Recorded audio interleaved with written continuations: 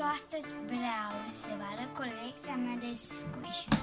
Aceasta este stilada unde ține toate squish-urile, așa că haideți să începem. Înainte să începem videoclipul, v-aș ruga mult să vă abonați și să dați un like. Deci haideți să începem. Primul squish este căpșunul, super slow rising și nu miroase a nimica. Acest dinte nu este așa de slow rising, nu miroase a nimica tot la fel. Acesta care este cel mai slow rising squish.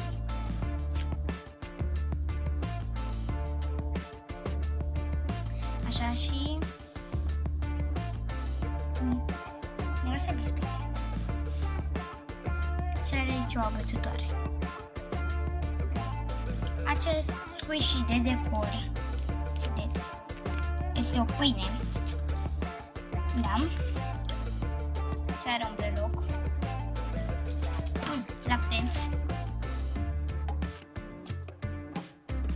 care este super soft.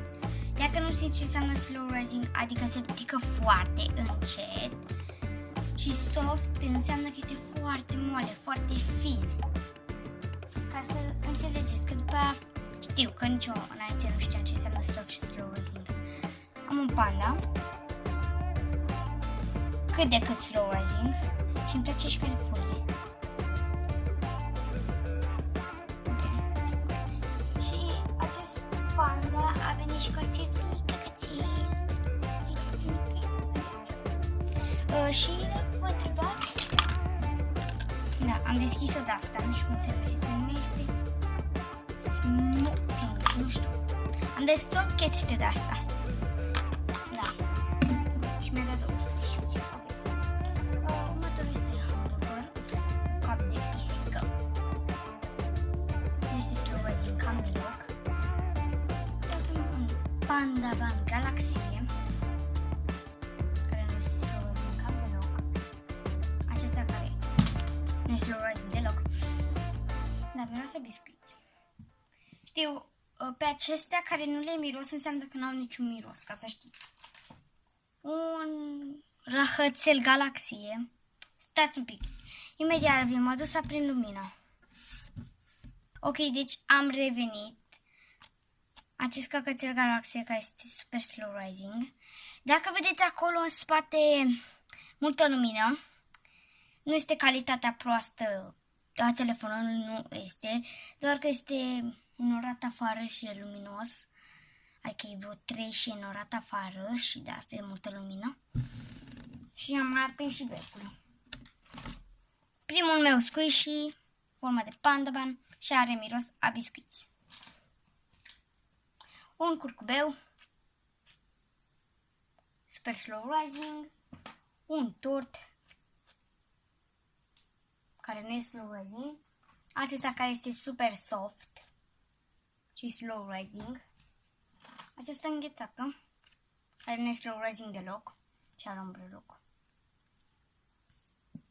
acest unicorn, care nu e slow rising deloc, acesta care nu e slow rising deloc, nu mai are ochi, știu, nu e vina mea, e vina unui copil, acest ananas, acest mini ananas cu breloc. Vedeți? Mare și mic. Știu. L-a luat din centrală. Să nu vă mirați de ce e așa. Așa. O lamă. Alpaca doamnei lamă, dar nu-i surrotin deloc. Scuzați-mă pentru unghiile mele super urâte. Așa să pisică, care nu prea este slow rising deloc. Lămâia asta crese super slow rising și nu miroase a nimica. Panda banul ăsta care este al frate meu.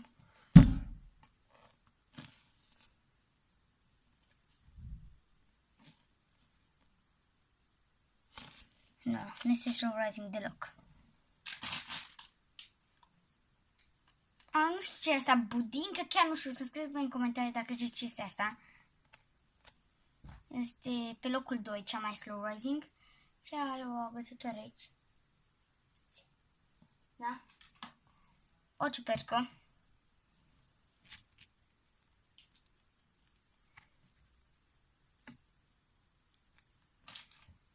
Agățătoare. Știu, e super proastă. O pisică. Nu este slow rising deloc. Popcorn, nu este slow rising. Tort, care nici el nu este slow rising, vedeți? Cât de cât. Ok, un porc. Care aici nu are burete, dacă vedeți. Nu are burete aici deloc. Vedeți? Ok. Cât de cât slow rising. Da, și să-mi scrieți în comentarii dacă vreți și partea a doua. Mini înghețata, care nu este slow rising. Și are breloc. Nu știu ce e asta, să scrieți în comentarii. O pâine, nu știu ce este. Nu este slow rising deloc. Cu goașă. Nimic nu este slow rising. Biscuite. Nici nu e slow rising. Ok. Chestia asta, care nu mai de decor. Nici el nu e slow rising. M-am gândit că am uscat și în cap. Asta este sirena. Care e cât de cât slow rising. Așa. Înghețata asta, care nu e slow rising. Oul acesta, care e cât de cât slow rising. Banană, care nu e slow rising. Ăsta, care tot la fel de decor. Pisica asta, care nu prea este slow rising. Ok. Acest croissant, care nu este slow rising. Această pâinică, care nu este slow rising. Și acum urmează squishy-urile făcute de mine.